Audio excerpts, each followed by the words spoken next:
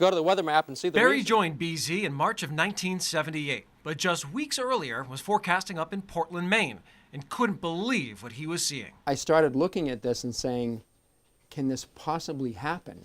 Could we have a storm of this magnitude? Is this computer model gone crazy or nuts? I was concerned about how they were going to handle it down here because it looked like it was going to be much more severe. Down here was his soon-to-be partner in forecasting, longtime BZ meteorologist Bruce Schwegler. We got a major flooding potential. You were the guy all those hours. You go outside at all tonight, you've got to be out of your gourd. Was it nonstop for you? It went for days and days, and I was very tired by the time I got done.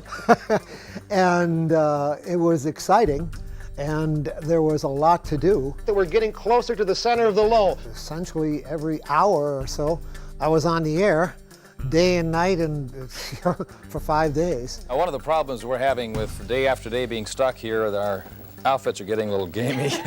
I did bring in a pair of underwear and a t-shirt, and everything else was the same, right? Don Kent was here at the beginning of the storm. Correct. I was looking at it with Don in the morning, and Don was going for 6 to 12 inches. By the time I got into the afternoon and evening, I said, oh, Jesus, double it. 10 to 20 inches of snow. And that's exactly how it started going up.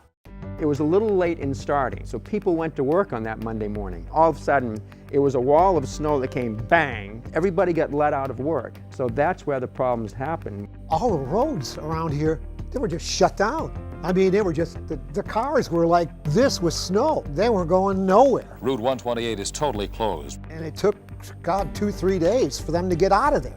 It had a long-lasting impact on the New England psyche. It established a platform of people panicking for storms. Yep. People just, as soon as they hear a snow, Like, bang goes. they're off right to the market. And then everybody's going, Jesus, what happened to all the bread? It's all gone.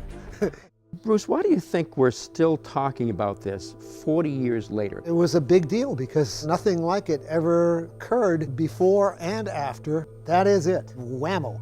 It's this one, and then it's all the other ones. Of course, Barry has seen a lot of other storms in his 40 years since. I can remember some big storms that happened, like the April Fool's blizzard of 1997. A few in 2005. We've had, of course, 2015. Everybody will remember that for all the snow we had in 30 days.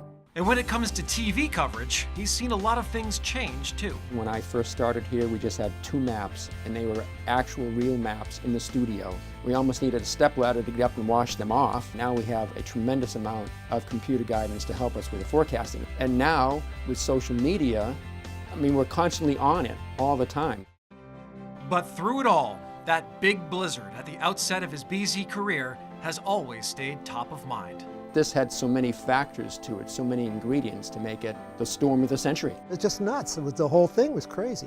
And the real spirit of New England, to me, came out. You had people opening up their homes to other people. Yep. Everybody became a friend to everybody else. You're absolutely correct.